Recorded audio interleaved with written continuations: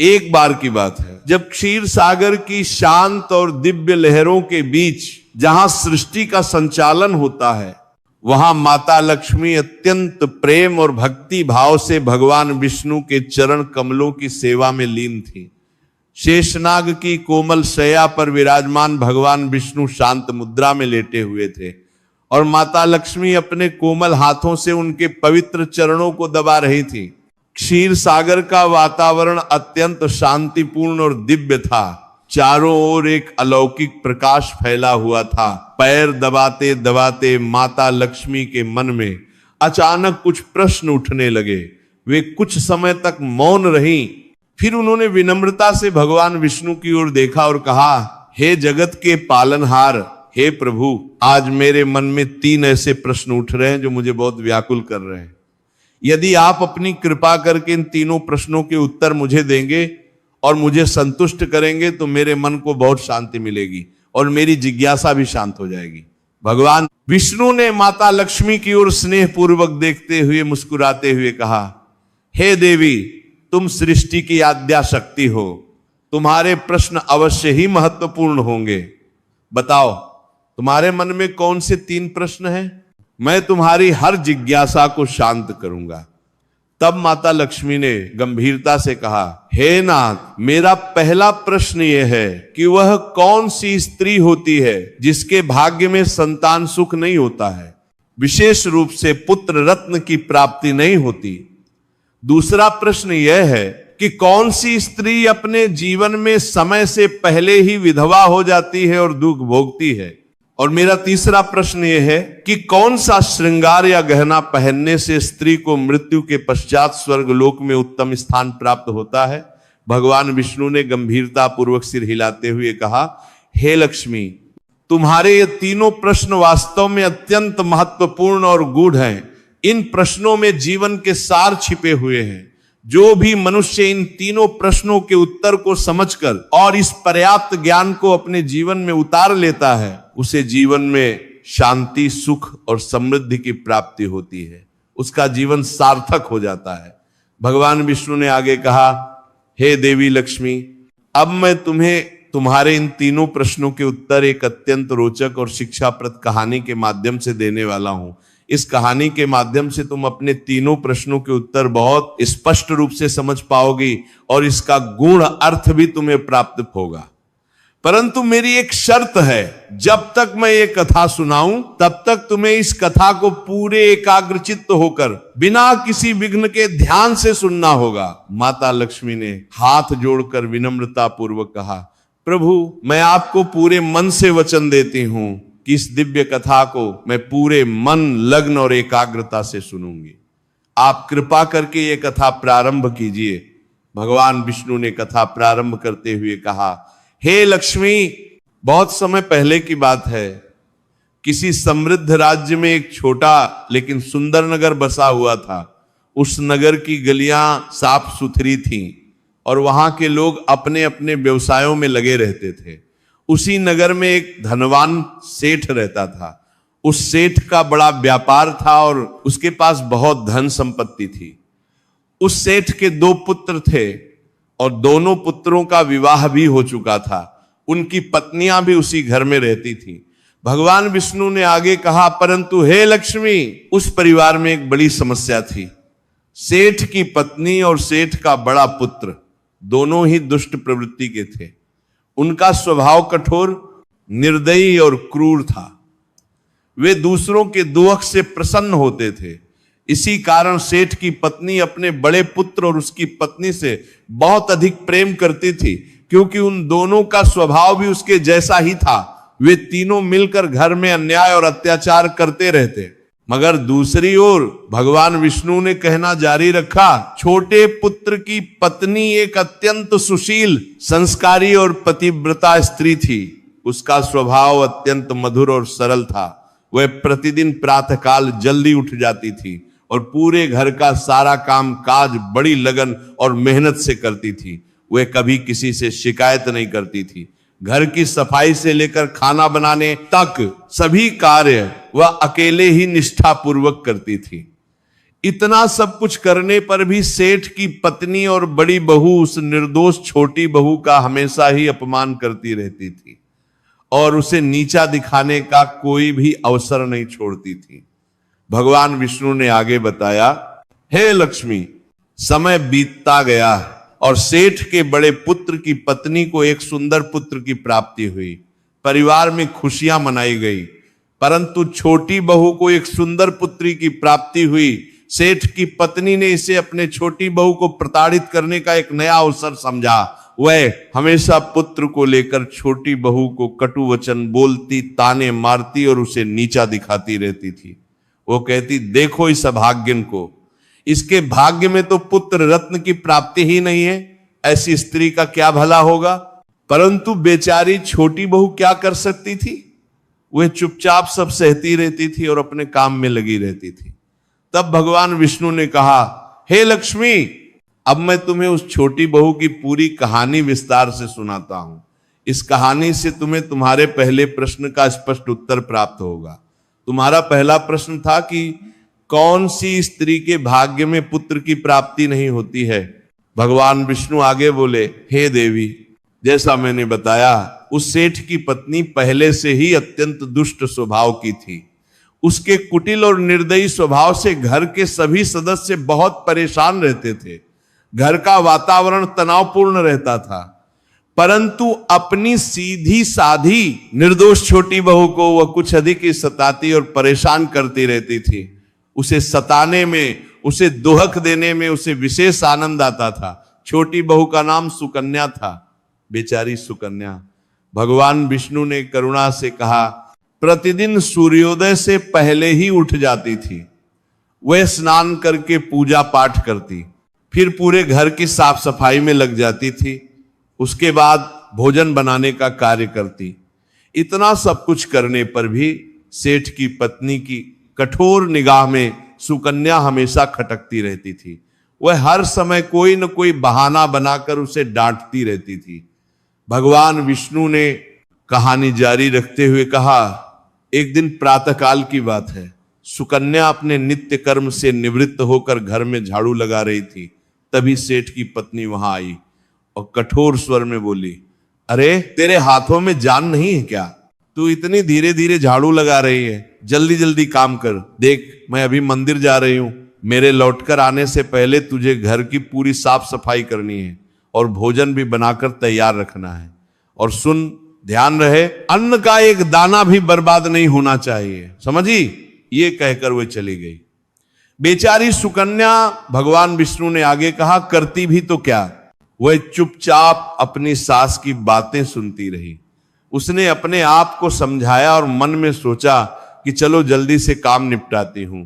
फिर घर की सफाई करने के बाद सुकन्या रसोई में भोजन बनाने लग गई। भोजन बनाते समय उसके मन में विचार आने लगे। वो सोच रही थी, हाय, मैं इतना परिश्रम करती हूं, सुबह से शाम तक काम में लगी रहती हूं, फिर भी मुझे एक पल के लिए भी चैन की सांस नहीं मिलती। मेरी सासू मां हर समय मेरे काम में कोई न कोई गलती निकालती रहती है, कभी मुझसे प्रसन्न नहीं होती। न जाने मैं कब इस कष्ट से मुक्त हो पाऊंगी। भगवान विष्णु ने कहा, सुकन्या ये सब सोच ही रही थी कि अचानक दरवाजा खटखटाने की आवाज आई। कौन होगा? सुकन्या ने मन में सोचा, अभी तो भोजन तैयार ही हुआ है, लगता है मेरी सासू मां आज जल्दी ही लौट आई हैं। ये सोचकर वह शीघ्रता से दरवाजे की ओर गई। जब सुकन्या ने दरवाजा खोला, भगवान विष्णु ने कहना जारी रखा तो उसने देखा कि बाहर दरवाजे पर एक वृद्ध सन्यासी महात्मा खड़े हैं। उनके हाथ में कमंडल था, शरीर पर भगवा वस्त्र था और चेहरे पर दिव्य तेज था। वह साधु महाराज अत्यंत विनम्रता से सुकन्या से बोले, बेटी, भगवान तेरा सुहाग चिरंजीवी करे। बाबा को भूख लग रही है, कृपया कुछ भोजन करा दे। मैं कई दिनों से भटक रहा हूं और बहुत थक गया हूं। भगवान विष्णु ने आगे कहा, सुकन्या बहुत सुशील, संस्कारी और धार्मिक प्रवृत्ति की स्त्री थी। उसने तुरंत सोचा कि साधु महाराज को भोजन तो अवश्य कराना चाहिए। अतिथि देवो भव हमारी संस्कृति है। परंतु यदि मेरी सास आ गई और उन्होंने साधु को भोजन करते देख लिया तो मेरी खैर नहीं होगी, वो मुझे बहुत प्रताड़ित करेंगी। फिर कुछ क्षण सोच विचार करने के बाद उसने निर्णय लिया। उसने अपने मन में सोचा, नहीं, सास से डरना कैसा, मेरा प्रथम धर्म है अतिथि की सेवा करना। यदि मेरी सास आ ही जाएंगी और मुझसे कुछ कहेंगी तो मैं उनसे कह दूंगी कि मैं अपने हिस्से का भोजन इन महात्मा को दे रही हूं, मेरा भोजन है, मैं जिसे चाहूं दे सकती हूं। भगवान विष्णु बोले।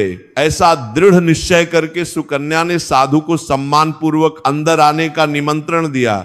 उसने साधु के पैर धोए, उन्हें आसन दिया और फिर अतिथि धर्म का पूर्ण पालन करते हुए उन्हें प्रेम और भक्ति भाव से भोजन परोसने लगी। साधु महाराज भोजन करने लगे। अभी साधु भोजन कर ही रहे थे, भगवान विष्णु ने कहा कि अचानक सुकन्या की सास मंदिर से लौट आई। जैसे ही उसने घर के अंदर प्रवेश किया और साधु को भोजन करते देखा तो उसका क्रोध 7वें आसमान पर जा पहुंचा। उसकी आंखें लाल हो गईं, चेहरा क्रोध से तमतमा उठा। वह एकदम से चिल्लाते हुए साधु महाराज से बोली, ये क्या हो रहा है? यहां पर क्या किसी प्रकार का भंडारा चल रहा है? क्या यहां दावत का आयोजन है जो तू राह चलते भिखमंगों को घर में बिठाकर खिला रही है? तुझे शर्म नहीं आती? सुकन्या ने अपनी सास को शांत करने और रोकने की बहुत कोशिश की। भगवान विष्णु ने दुहक से कहा, परंतु उस दुष्ट और क्रूर स्त्री ने उसकी एक भी बात नहीं सुनी। उसने साधु महाराज को धक्के मारकर घर से बाहर निकाल दिया, उनका भोजन का थाल उठाकर फेंक दिया। भोजन यहां वहां बिखर गया। फिर उसका पूरा क्रोध सुकन्या पर टूट पड़ा। वह गुस्से से कांपते हुए बोली, अरे दुष्ट औरत, मैंने तुझे स्पष्ट रूप से कहा था कि अन्न का एक दाना भी बर्बाद नहीं होना चाहिए, लेकिन तूने क्या किया? उस भिखमंगे को इतना सारा कीमती भोजन दे दिया। तू कौन होती है ये सब करने वाली? भगवान विष्णु ने आगे बताया, सुकन्या भयभीत और डरती हुई लेकिन साहस के साथ बोली, सासू मां, मैंने साधु महाराज को अपने हिस्से का भोजन दिया है, इसमें आपको इतना गुस्सा होने की क्या आवश्यकता है? हमारे शास्त्रों में लिखा है कि द्वार पर आए अतिथियों को, विशेषकर साधु संतों को, कभी खाली हाथ नहीं भेजना चाहिए। अतिथि देवो भव हमारी संस्कृति का मूल मंत्र है। परंतु हे लक्ष्मी, भगवान विष्णु ने कहा, उस कठोर हृदय वाली स्त्री ने सुकन्या की बात का कोई महत्व नहीं दिया। इस प्रकार काफी देर तक सास बहू की तीखी बहस चलती रही। सुकन्या अपने धर्म की बात करती रही और सास अपने क्रोध में डूबी रही। अंत में उस क्रूर सास ने सुकन्या को भी जोर से धक्के मारकर घर से बाहर निकाल दिया और दरवाजा बंद कर लिया। अब बेचारी सुकन्या, भगवान विष्णु ने करुणा से कहा, घर के बाहर खड़ी रो रही थी, वह दरवाजा पीटती रही, गिड़गिड़ाती रही, माफी मांगती रही, परंतु उसकी निर्दयी सास का दिल पत्थर की तरह कठोर हो गया था, उसका हृदय नहीं पसीजा। अब सुकन्या के सामने केवल एक ही रास्ता बचा था, वो अपने मायके लौट जाए। दर्शकों, भगवान विष्णु ने कहा, इस प्रकार सुकन्या बहुत दुखी और निराश होकर अपने मायके के लिए निकल पड़ी। उसके मन में अनेक विचार आ रहे थे। वह सोच रही थी कि उसने तो केवल अपना धर्म पालन किया था, फिर भी उसे इतनी कठोर सजा मिली। बीच रास्ते में एक घना और भयानक जंगल भी पड़ता था। सुकन्या भूख और प्यास से तड़पती हुई, थकी हारी अपने मायके की ओर चली जा रही थी। भगवान विष्णु ने आगे कहा, तभी अचानक आकाश में काले बादल छा गए, बिजली कड़कने लगी, बादल जोरों से गरजने लगे और मूसलाधार वर्षा शुरू हो गई। हवा तेज चलने लगी। वर्षा इतनी तेज थी कि चारों ओर पानी ही पानी हो गया। वर्षा से बचने के लिए सुकन्या ने एक विशाल पेड़ की शरण ली। वह पेड़ के नीचे खड़ी हो गई, लेकिन वर्षा का वेग इतना प्रबल था कि वहां भी बचना मुश्किल हो गया। पानी की बूंदें तेजी से गिर रही थी और ठंडी हवाएं चल रही थी। तभी सुकन्या की नजर उस पेड़ की जड़ में बने एक बड़े कोटर पर पड़ी। भगवान विष्णु ने कहा, उसने सोचा कि यदि मैं इस कोटर के अंदर घुस जाऊं तो वर्षा रुकने तक वहां सुरक्षित रह सकती हूं। यह सोचकर सुकन्या उस कोटर में घुस गई। कोटर काफी विशाल और गहरा था। भगवान विष्णु ने आगे बताया, जब सुकन्या उस पेड़ के कोटर के अंदर पहुंची तो उसे वहां बड़ा आश्चर्य हुआ। उस कोटर के अंदर एक दिव्य तेजस्वी संत महात्मा बैठे हुए थे। वे समाधि में लीन थे। सुकन्या को देखकर उन्होंने आंखें खोली और मुस्कुराते हुए बोले, बेटी रोना बंद करो, घबराओ नहीं, मुझे सब कुछ मालूम है, मैं जानता हूं कि तुम्हारे साथ क्या हुआ है। संत ने आगे कहा, भगवान विष्णु बोले, बेटी तुम्हारे घर वाले तुम्हारा अनादर इसलिए करते हैं क्योंकि वे दुष्ट प्रवृत्ति के हैं, उनके मन में द्वेष और ईर्ष्या है। तुम्हें ताना इसीलिए मारते हैं कि तुम्हारी जेठानी को पुत्र रत्न की प्राप्ति हो गई है और तुम्हें अभी तक पुत्र की प्राप्ति नहीं हुई है। परंतु बेटी चिंता मत करो, मैं तुम्हें एक दिव्य पर्ची देता हूं। इस पर्ची में जो उपाय लिखा है उसे तुम पूरी निष्ठा और श्रद्धा से करना, फिर तुम्हें निश्चित रूप से एक अत्यंत गुणवान पुत्र की प्राप्ति होगी। यह कहकर भगवान विष्णु ने बताया। वह संत महात्मा एक पर्ची सुकन्या को देकर वहां से अंतर ध्यान हो गए। जैसे वे आए थे वैसे ही गायब हो गए। सुकन्या आश्चर्यचकित रह गई। उधर जब वर्षा बंद हो गई और आकाश साफ हो गया तो सुकन्या को ढूंढता हुआ उसका पति वहां पहुंच गया। उसे बहुत चिंता हो रही थी। सुकन्या ने अपने पति को सारी घटना बताई। फिर सुकन्या ने निर्णय लिया। भगवान विष्णु ने कहा कि वह मायके नहीं जाएगी। उसने उसी जंगल में एक छोटी सी कुटिया बनाकर अपने पति के साथ रहना शुरू कर दिया। वे दोनों सरल जीवन व्यतीत करने लगे। उसका पति जंगल से लकड़ियां काटकर बाजार में बेचता और उससे जो भी धन मिलता उससे वे अपना जीवन यापन करते। भगवान विष्णु ने आगे कहा, एक दिन की बात है, सुकन्या के मन में पुत्र प्राप्ति का विचार आया। वह सोचने लगी कि यदि मेरे पास भी एक पुत्र होता तो ससुराल में मेरी भी इज्जत होती, लोग मेरा भी सम्मान करते, मुझे भी सिर ऊंचा करके जीने का अवसर मिलता। वह ऐसा सोच ही रही थी कि उसे संत महात्मा की दी हुई वह दिव्य पर्ची याद आ गई। जब सुकन्या ने पुत्र प्राप्ति के उपाय को जानने के लिए उस पर्ची को ध्यान पूर्वक पढ़ा, भगवान विष्णु ने विस्तार से समझाया तो उसमें बहुत महत्वपूर्ण ज्ञान लिखा था। पर्ची में लिखा था, बेटी पुत्र प्राप्ति के लिए हमेशा स्त्री को रात्रि के समय पुरुष के बाईं तरफ सोना चाहिए। ऐसा करने से कुछ समय पश्चात नाक के स्वरों में परिवर्तन होता है। बाईं करवट लेटने से नाक का दायां स्वर चालू हो जाता है और दाहिनी करवट लेटने से नाक का बायां स्वर चालू हो जाता है। पर्ची में आगे लिखा था, भगवान विष्णु ने समझाया, जब भी पुत्र प्राप्ति की इच्छा हो तो उस स्थिति में संभोग से पहले यह निश्चित कर लेना चाहिए कि पुरुष का दायां स्वर चल रहा हो और स्त्री का बायां स्वर चल रहा हो। उसी समय गर्भ धारण किया जाना चाहिए। ऐसा करने से निश्चित रूप से पुत्र की प्राप्ति होती है। इसके विपरीत यदि नाक के स्वर उल्टे चल रहे हो तो पुत्री की प्राप्ति होती है। पर्ची में और भी महत्वपूर्ण जानकारी दी गई थी। भगवान विष्णु ने विस्तार से बताया।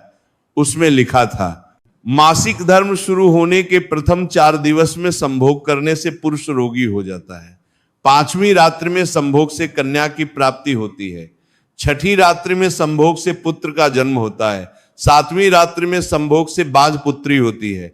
8वीं रात्रि में संभोग से ऐश्वर्यशाली पुत्र का जन्म होता है। 9वीं रात्रि में संभोग से ऐश्वर्यशाली पुत्री होती है। 10वीं रात्रि में संभोग से अतिश्रेष्ठ गुणवान और तेजस्वी पुत्र होता है।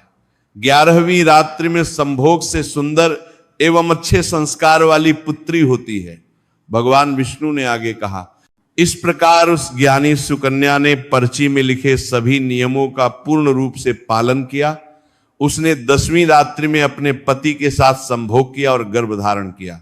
अगली सुबह स्नान आदि दैनिक क्रियाओं से निवृत्त होकर पूजा पाठ करने के पश्चात सुकन्या का पति लकड़ी काटने के लिए जंगल में चला गया। उसके पति के जाने के कुछ समय बाद भगवान विष्णु ने कहा, अचानक एक भयंकर तूफान आया। हवाएं इतनी तेज चलने लगी कि सुकन्या की छोटी सी झोपड़ी तूफान में उड़ गई। साथ ही मूसलाधार वर्षा भी होने लगी। सुकन्या को समझ नहीं आया कि वो कहां जाए। तभी उसे वो पेड़ याद आया जिसके कोटर में वो पहली बार छिपी थी। सुकन्या ने, भगवान विष्णु ने बताया, शीघ्रता से उस पेड़ पर एक पत्ते के साथ एक संदेश लिखा। उस पत्ते पर उसने लिखा कि वो उसी कोटर में जा रही है। ये पता उसने इसलिए लिखा था कि जब उसका पति वापस आए तो पेड़ पर लिखा हुआ संदेश पढ़कर उसे ढूंढ सके। भगवान विष्णु ने आगे के उसका पत्ते भी होंगे, बात पर तूने पत्ते पर अद्दन बराना कहा। सुकन्या उस पुराने परिचित कोटर में जाकर छिप गई। वह कोटर एक विशाल पेड़ की जड़ में बना हुआ था। उस पेड़ के पास ही गहरे जंगल में दो भयानक राक्षसियों का निवास स्थान था। वे दोनों राक्षसियां अत्यंत शक्तिशाली और क्रूर थीं। इधर तो सुकन्या वर्षा से बचने के लिए उस कोटर में सुरक्षित छिपी हुई थी, भगवान विष्णु ने कहा, और उधर वह दोनों राक्षसियां भी भारी वर्षा से परेशान होकर उसी पेड़ की ओर चली आ रही थी। वे बातें करती हुई आईं। पेड़ के नीचे पहुंचकर भगवान विष्णु ने बताया, एक राक्षसी बोली, अरे ये वर्षा तो रुकने का नाम ही नहीं ले रही। अब तो चला भी नहीं जाता, वरना मन तो कर रहा था कि सोने के टापू पर चली जाऊं और वहां की सुनहरी रेत में खेलूं। तभी दूसरी राक्षसी हंसते हुए बोली, इसमें क्या बड़ी बात है बहन, ये जादुई पेड़ हमें अभी उड़ाकर वहीं पहुंचा देगा जहां वह सुनहरा टापू है। चल बैठ जा। ये कहकर भगवान विष्णु ने कहा, वह दोनों राक्षसियां पेड़ की मजबूत शाखा पर बैठ गई। जैसे ही वे बैठी, वह जादुई पेड़ एकदम से जमीन से उखड़कर आकाश में उड़ने लगा। यह एक दिव्य पेड़ था जो राक्षसियों की इच्छा अनुसार उड़ सकता था। उधर थकी हारी सुकन्या, भगवान विष्णु ने बताया, कोटर में छिपी हुई सो गई थी। लेकिन पेड़ के अचानक उड़ने से लगने वाले तेज झटकों से सुकन्या की नींद खुल गई। जब उसने बाहर देखा तो पेड़ को आकाश में उड़ता हुआ पाकर वह घबरा गई। उसका दिल जोर जोर से धड़कने लगा। जब सुकन्या को प्यार कर बोर बरा घर कर कर कर जोर बरा कर कर कर कर कर कर कर ने भगवान विष्णु ने कहा, सावधानी से कोटर से बाहर झांका तो उसने देखा कि पेड़ की डाल पर दो भयानक राक्षसियां बैठी थीं। वे बातचीत कर रही थीं। सुकन्या बहुत डर गई, लेकिन उसने साहस नहीं खोया। अंततः उसने परिस्थिति के साथ समझौता किया और मन में सोचा, जो भी होगा भगवान की इच्छा से होगा। मुझे केवल प्रार्थना करनी चाहिए कि सब कुछ ठीक हो जाए। कुछ समय की उड़ान के बाद भगवान विष्णु ने बताया, वह पेड़ एक अद्भुत सोने के टापू पर उतर गया। वह टापू समुद्र के बीच स्थित था और पूरी तरह सोने की रेत से भरा हुआ था। सूर्य की किरणें उस पर पड़ रही थीं और सोने की रेत चमक रही थी। दोनों राक्षसियों को भूख लगी थी। भगवान की बात का बड़पन विष्णु ने कहा, इसलिए वे शिकार की तलाश में वहां से चली गई। जैसे ही राक्षसियां दूर गईं, सुकन्या ने साहस करके कोटर से बाहर झांका। जब उसने चारों ओर देखा और किसी को नहीं पाया तो वह बाहर निकल आई। भगवान विष्णु ने आगे कहा, जैसे ही सुकन्या ने उस सोने के टापू पर फैली हुई रेत को देखा तो वह अचंभित रह गई। रेत सूर्य की रोशनी में चमचमा रही थी। जब उसने उत्सुकतावश रेत को अपने हाथों में उठाया तो वह आश्चर्य से चिल्ला पड़ी, अरे ये तो शुद्ध सोने की रेत है, ये तो अमूल्य है। सुकन्या ने, भगवान विष्णु ने कहा, शीघ्रता से अपनी साड़ी के आंचल में जितनी रेत बांध सकती थी उतनी बांध ली। फिर वह तेजी से वापस उसी कोटर में छिप गई, क्योंकि उसे डर था कि राक्षसियां कभी भी वापस आ सकती हैं। इधर सुकन्या का कोटर में वापस जाना हुआ, भगवान विष्णु ने बताया। उधर थोड़ी देर बाद वे दोनों राक्षसियां भी वापस आ गईं। वे आपस में संतुष्ट होकर बातें कर रही थीं। आज तो भरपेट खाना खाकर पूरी तृप्ति हो गई। अब चलो वापस लौट चलते हैं जहां से हम आए थे। इस प्रकार थोड़ी ही देर में वह जादुई पेड़ पुनः उड़कर उसी स्थान पर पहुंच गया जहां से वो उड़ा था। भगवान विष्णु ने कहा, सुकन्या तब तक धैर्यपूर्वक उसी कोटर में छिपी रही जब तक किसी कार्यवश वे राक्षसियां उस पेड़ से चली नहीं गई। जैसे ही वे दूर गईं, सुकन्या सोने की रेत लेकर कोटर से बाहर आई। वो मन में सोचने लगी, इतना सारा सोना देखकर मेरी सासू मां अवश्य प्रसन्न हो जाएंगी। अब मैं अपनी ससुराल वापस जाऊंगी और यह सोना उन्हें दूंगी। फिर वे मुझसे प्रेम करने लगेंगी और मेरा सम्मान करेंगी।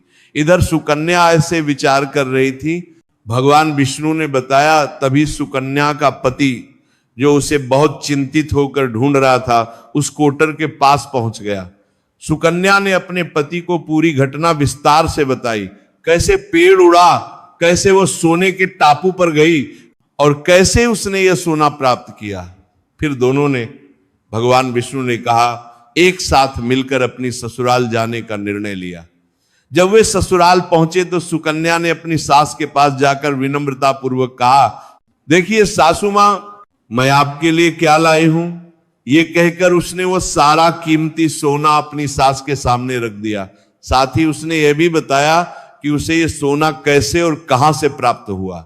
भगवान विष्णु ने आगे कहा, परंतु हे लक्ष्मी, सोना देखने के बाद भी सुकन्या की सास की प्रकृति नहीं बदली। वे एकदम से क्रोधित होकर बोली, अरे मूर्ख औरत, तू बस इतना ही सोना लेकर आ गई। इतने थोड़े से सोने से क्या होगा? मैं होती तो बोरों भरकर सोना लेकर आती। तूने तो मौका ही गंवा दिया। सास की यह बात सुनकर भगवान विष्णु ने बताया, सुकन्या ने समझाने की कोशिश करते हुए कहा, मां जी, यह सोना हमारी 3-4 पीढ़ियों के लिए पर्याप्त से अधिक है। हमें और की क्या आवश्यकता है?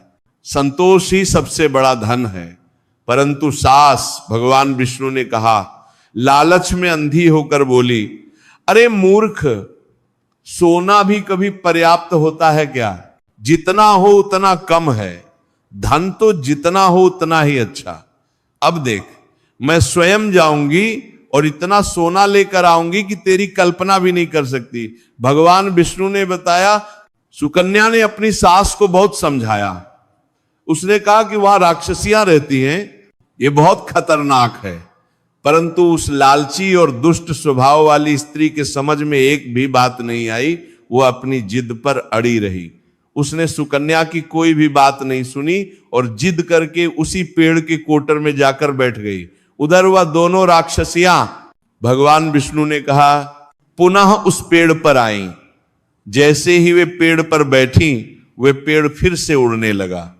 इधर पेड़ आकाश में उड़ता हुआ जा रहा था, उधर सुकन्या की सास मन ही मन में बहुत प्रसन्न हो रही थी।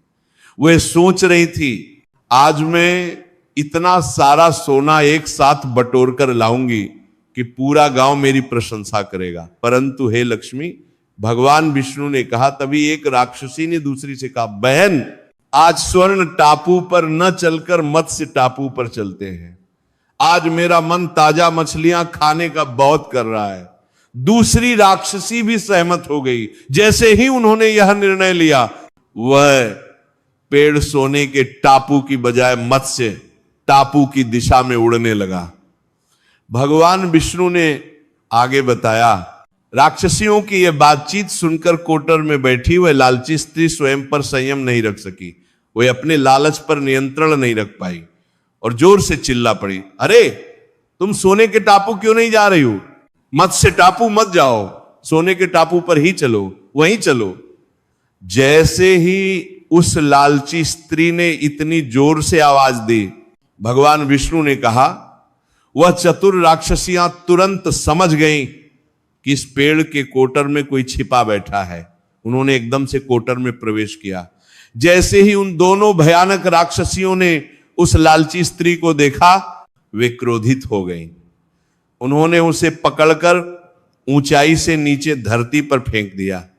भगवान विष्णु ने दुहक से कहा, इतनी ऊंचाई से धरती पर गिरते ही उस लालची स्त्री की तुरंत दर्दनाक मृत्यु हो गई। उसकी हड्डियां टूट गईं और वह वहीं प्राण त्याग बैठी। जब यह दुखद सूचना भगवान विष्णु ने कहा, उसके घर वालों को मिली तो सभी शोक में डूब गए।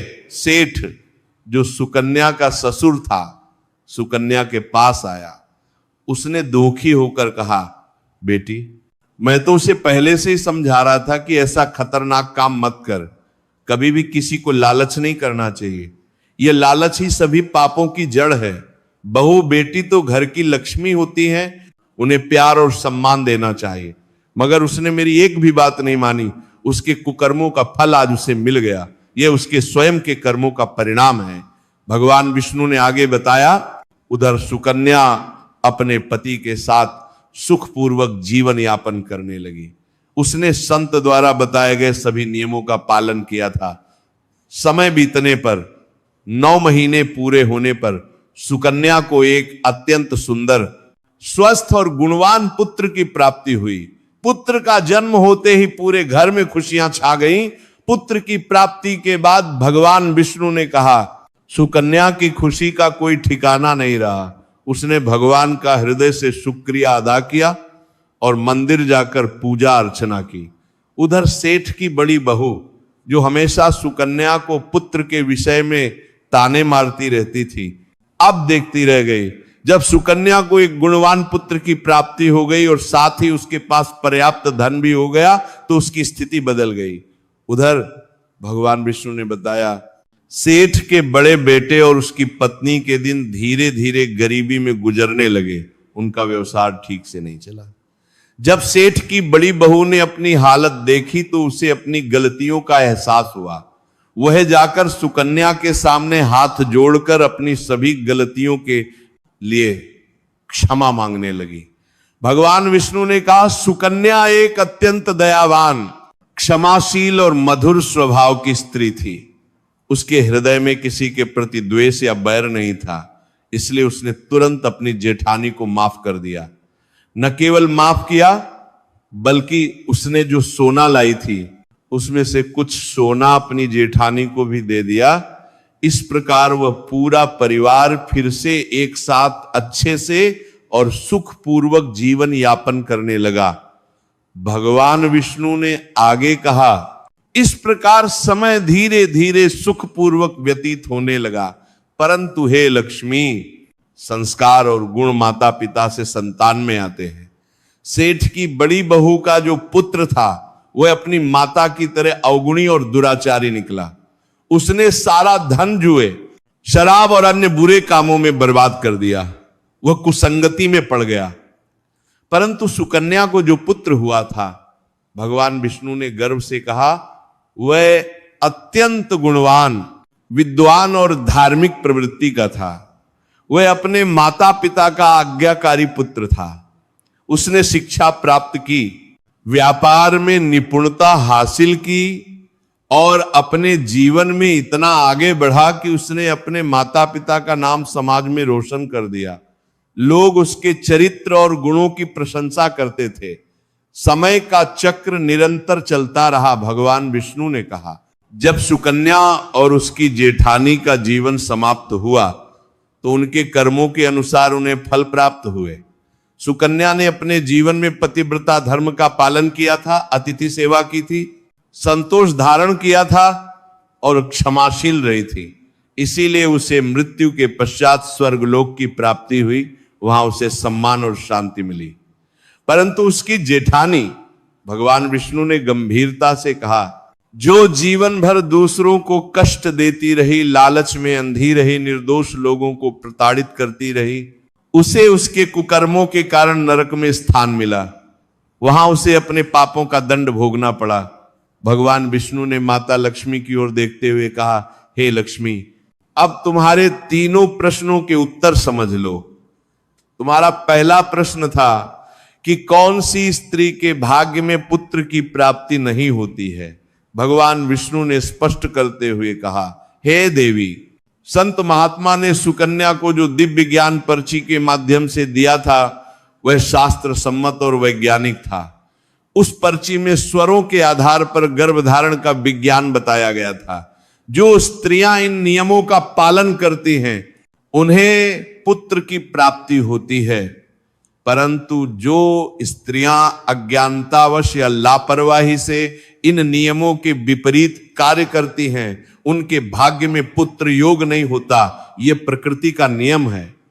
भगवान विष्णु ने आगे समझाया, इसके अतिरिक्त जो स्त्रियां दुराचारी होती हैं, दूसरों को कष्ट देती हैं, पाप कर्म करती हैं, उनके भाग्य में भी पुत्र सुख नहीं होता। यदि होता भी है तो वो पुत्र अवगुणी होता है।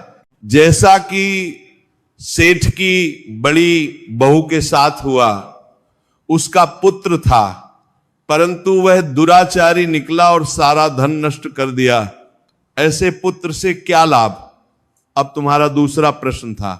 भगवान विष्णु ने कहा कि कौन सी स्त्री समय से पहले विधवा हो जाती है।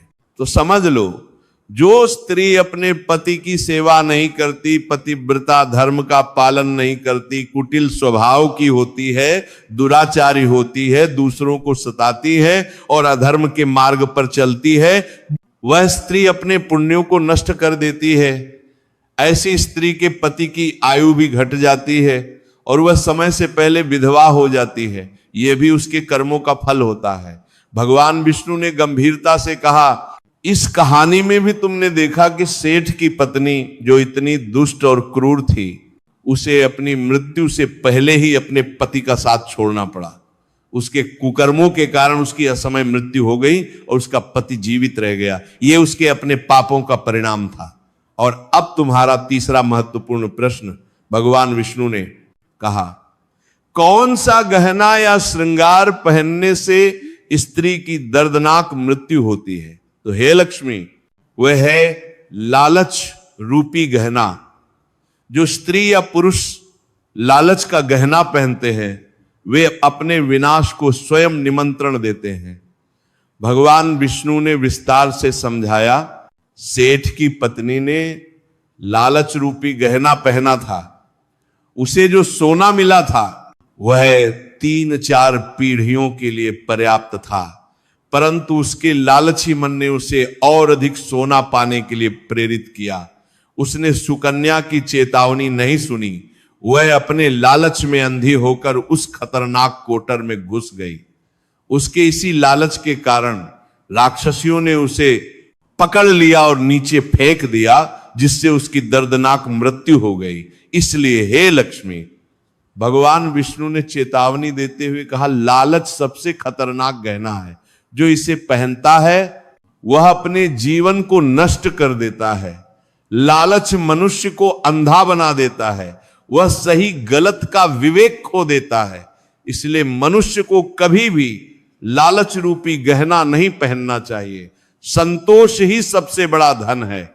भगवान विष्णु ने अंतिम प्रश्न का उत्तर देते हुए कहा, और अब तुम्हारे तीसरे प्रश्न का दूसरा भाग, कौन सा श्रृंगार करने से स्त्री को स्वर्ग में उत्तम स्थान प्राप्त होता है? तो हे देवी, वह चरित्र रूपी श्रृंगार, जो स्त्री अपने चरित्र को सुरक्षित रखती है, पतिव्रता धर्म का पालन करती है, सत्य का मार्ग अपनाती है, दया करुणा और क्षमा जैसे गुणों को धारण करती है, वही स्त्री स्वर्ग की अधिकारी बनती है। भगवान विष्णु ने उदाहरण देते हुए कहा, सुकन्या ने चरित्र रूपी श्रृंगार पहना था। उसने जीवन भर अपने चरित्र को निष्कलंक रखा। अपनी सास द्वारा इतना अपमानित और प्रताड़ित होने के बाद भी उसने अपने पति के प्रति अपनी निष्ठा नहीं खोई। उसने अतिथि सेवा की, धर्म का पालन किया, क्षमाशील रही और संतोष धारण किया। इसी कारण मृत्यु के पश्चात उसे स्वर्ग में उत्तम स्थान प्राप्त हुआ। इसलिए हे लक्ष्मी, भगवान विष्णु ने समाप्त करते हुए कहा, प्रत्येक विवाहित स्त्री को चाहिए कि वह चरित्रवान और पतिव्रता बने। सोने चांदी के गहनों से कहीं अधिक मूल्यवान है चरित्र का गहना। यही गहना स्त्री को इस लोक में सम्मान दिलाता है और परलोक में स्वर्ग की प्राप्ति कराता है। जो स्त्री को स्वर्गना स्वर्ग की प्राप्ति कराता है, जो स्त्री को हम प्रत्ययों को हमता चरित्रवान होती है, वह अपने परिवार का, अपने समाज का और अपने देश का गौरव बढ़ाती है। भगवान विष्णु ने माता लक्ष्मी से कहा, हे देवी, ये कथा केवल स्त्रियों के लिए ही नहीं बल्कि पुरुषों के लिए भी समान रूप से महत्वपूर्ण है। पुरुषों को भी चाहिए कि वे अपनी पत्नियों का सम्मान करें, उनके साथ न्याय करें और परिवार में समानता का व्यवहार रखें। सास ससुर को चाहिए कि वे अपनी बहुओं को बेटियों की तरह प्यार दें, लालच से बचें और संतोष धारण करें। माता लक्ष्मी ने प्रसन्नता से कहा, हे प्रभु, आपने मेरे तीनों प्रश्नों के उत्तर इतने सुंदर और शिक्षाप्रद तरीके से दिए हैं कि मेरा मन पूर्णतः संतुष्ट हो गया है। यह कथा संसार के सभी मनुष्यों के लिए अत्यंत महत्वपूर्ण है। जो भी इस कथा को सुनेगा और इसके संदेश को अपने जीवन में उतारेगा, वह निश्चित रूप से सुखी और समृद्ध जीवन व्यतीत करेगा। भगवान विष्णु ने मुस्कुराते हुए कहा, हे लक्ष्मी, यह कथा सदियों तक मनुष्यों को मार्गदर्शन देती रहेगी। इससे 3 महत्वपूर्ण शिक्षाएं मिलती हैं। प्रथम, शास्त्र सम्मत नियमों का पालन करने से पुत्र प्राप्ति होती है। द्वितीय, लालच सभी दुखों की जड़ है और इससे बचना चाहिए। तृतीय, चरित्र और पतिव्रता धर्म ही स्त्री का सच्चा श्रृंगार है जो उसे स्वर्ग की अधिकारिणी बनाता है।